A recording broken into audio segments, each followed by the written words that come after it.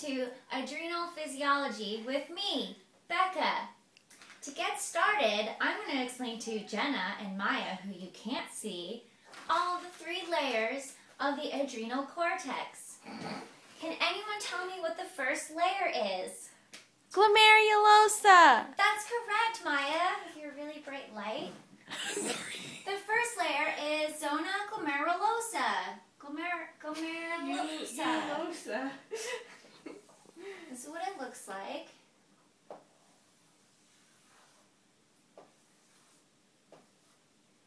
One, 2,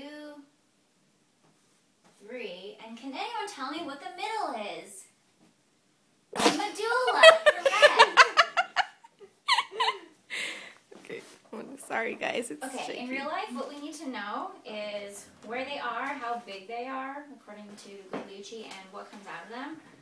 So, G, F, R. Glomerulosa, fasciculata, reticularis. And, what was it? Sugar, sex? Salt? Salt, sugar, sex. Salt, sugar, sex, sugar, sex. Hmm? It's actually just salt, sugar, sex, according to Guglielmucci. Oh, that's what Clear said. Yeah. Okay, so salt. This is aldosterone. Sugar are the glucocorticoids. And then sex are the androgen hormones. Those are the 3 layers. Any questions? No, teacher. You're Okay. awesome and so hot. Oh my god. Moving on. Okay. Next, we do have to know the hormone pathway, and it's kind of a bitch, but it's high yield. It's even in Kaplan. So I'm going to actually draw that out, even though Andrew and his little owl friend did it for us in words. I'm going to write it on the board. Okay, so the most important thing is to know the rate-limiting step, which is when ACTH stimulates the pathway and the enzymes ending with, what's it called? Desmolase. Mm. So we have cholesterol.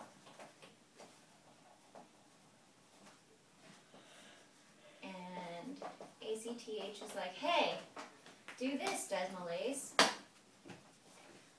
And desmolase breaks cholesterol into pregnenolone. Oh, don't get too close to that. You might get pregnant. Seriously, careful, girls. And then there's a bunch of words and lines and enzymes, and it looks really difficult, but it's not.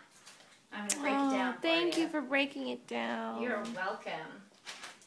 So basically, pregnenolone goes in 2 directions. I might run out of space.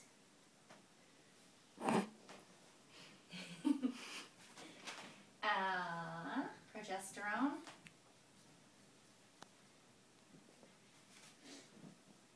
Deoxycorticosterone.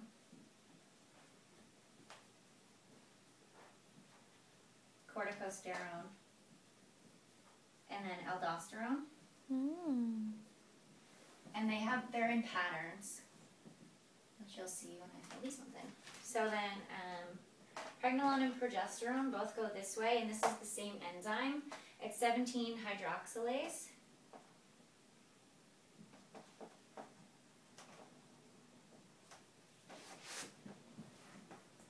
And then pregnenolone makes 17-hydroxypregnenolone, and progesterone makes 17-hydroxyprogesterone.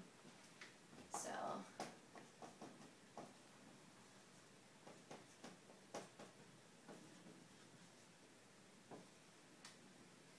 and then each of these makes something. It's the same enzyme for each of them. Zoliase, or whatever. I think that's right. It's another 17. And then they're just dehydro. These are the sex things. Sex things. I can't stop thinking about sex.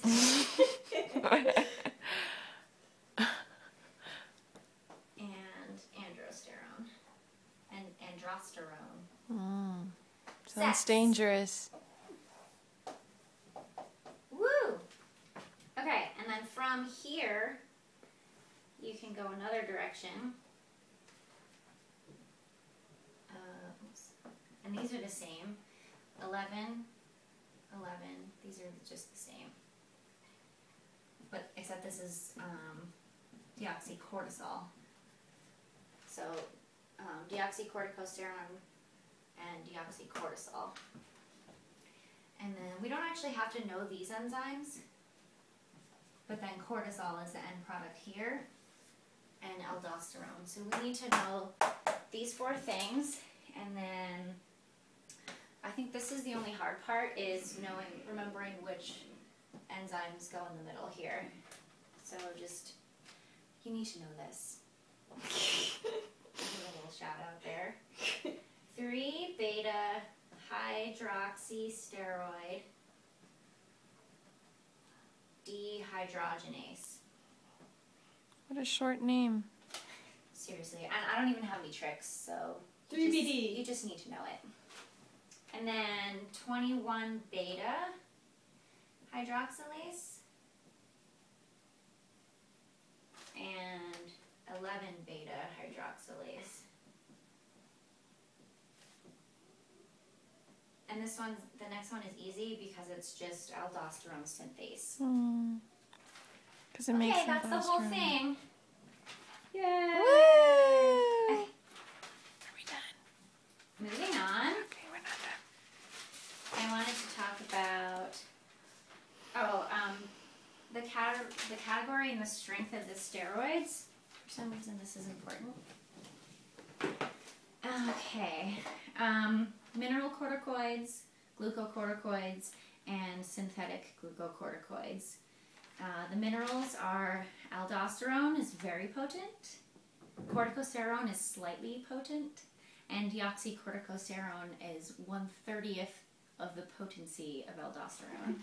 And then the glucocorticoids are cortisol, which is very potent, and corticosterone, which is slightly potent. And then the synthetics are cortisone, prednisone, methylprednisone, and dexamethasone, which I think we learned about those in the drug lecture. So I'm going to skip them. It's potent and impotent. Potent potables. Okay, aldosterone effects and regulation. So alopecia, let's see. Sorry, it's hard to look at Maya because the light is so bright. I know, sorry. It's okay. Essentially what it does in every part of your body that it works on is to increase sodium and therefore water and decrease potassium. So it works on your renal tubules. It works on some other things. Sorry, no problem. It's okay. GI maybe? I forget. We can edit this part out, right?